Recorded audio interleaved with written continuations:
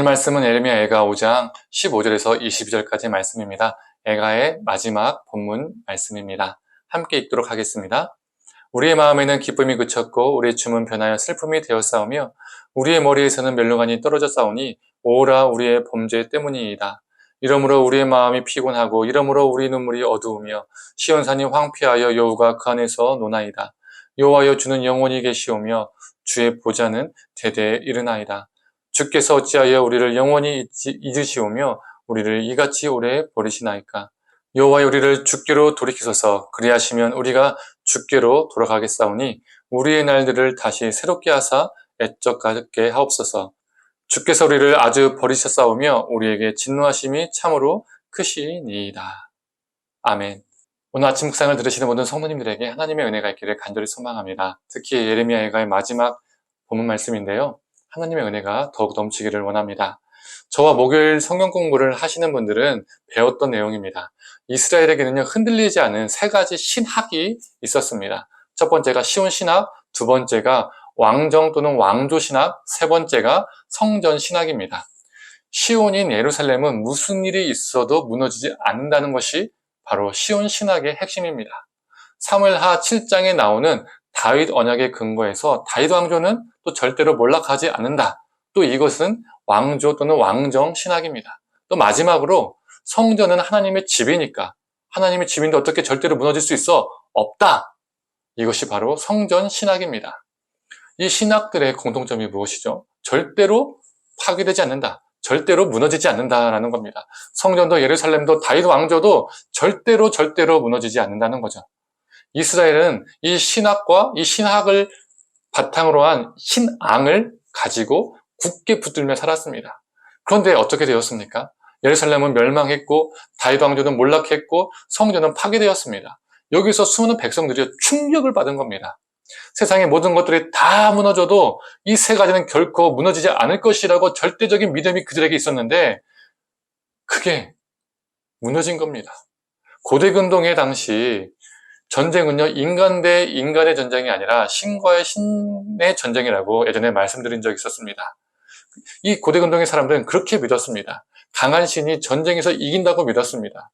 그런데 절대로 무너지지 않을 것이라고 믿었던 이 세 가지가 다 파괴됨으로써 멸망을 맛본 백성들은요, 유다 백성들은 혼란스러웠습니다. 그리고 이때 신학적인 질문이 그들에게 생겼습니다. 무슨 신학적인 질문이냐면 모든 신들보다 높으신 하나님으로 믿었던 여호와가 바벨론의 신 마르둑에게 진 것은 여호와 하나님이 무력한 신인가? 약한 신인가?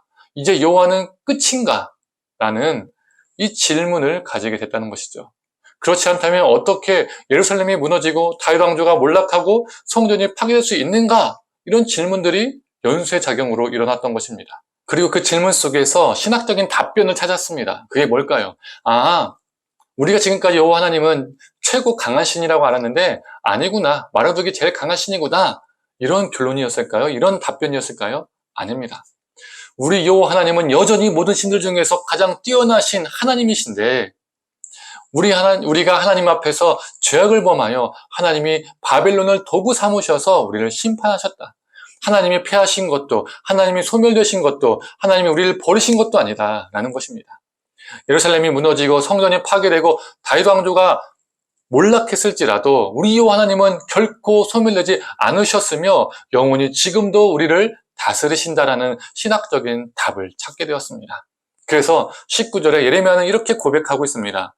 여호와여 주는 영원히 계시오며 주의 보좌는 대대에 이르나이다.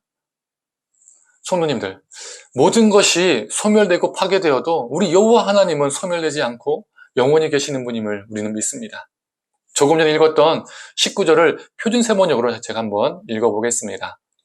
주 하나님, 영원히 다스려 주십시오. 주의 보좌는 세세토록 있습니다. 여호와 주여 영원히 계십니다라는 이 고백 안에는 여호와 주여 우리를 영원히 다스려 주십시오라는 외침이 들어있다는 거죠. 그리고 21절에 이렇게 예레미야는 외칩니다. 여호와여 우리가 주님께로 돌아가겠습니다. 우리의 날을 다시 새롭게 하여 주시옵소서.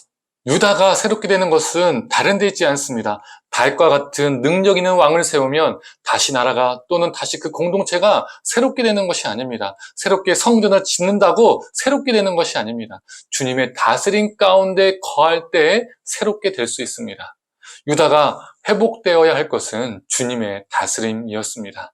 우리도 마찬가지입니다. 돈 잘 버는 부모가 되면 가정이 새로워지는 것이 아닙니다. 능력 있는 목사를 세워야 공동체가 새로워지는 것도 아닙니다. 소위 성전이라고 말하는 교회를 새롭게 건축해야 또는 멋있게 꾸며야 새롭게 되는 것도 아닙니다. 어느 단체든 조직이든 리더를 새롭게 뽑아야 새로워지는 것도 아닙니다. 사람들은 이러한 것들로 새롭게 하고 분위기를 쇄신하고 전환시키려고 합니다.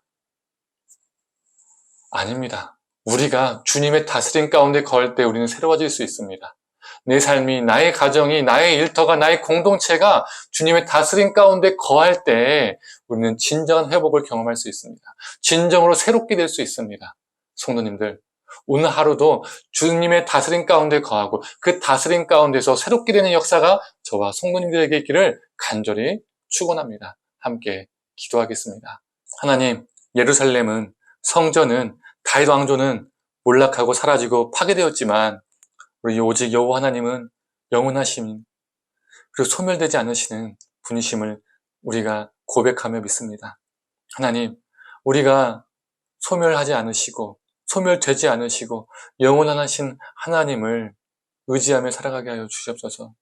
영원하신 하나님의 그 다스림 가운데 살게 하여 주시옵소서. 사람이 새로워지고 리더가 바뀌어지고 건물이 바뀌어지고 상황과 환경이 바뀌어지고 그것이 새롭게 되는 것이 아니라 우리가 주님의 다스림 가운데 거할 때에 새롭게 되어짐을 믿습니다. 오늘 하루도 주님의 다스림 가운데 거하게 하시고 우리의 하루하루가 새롭게 되어지는 역사가 있게 하여 주시옵소서. 감사드리며 사랑에 많으신 예수님의 이름으로 기도드립니다. 아멘.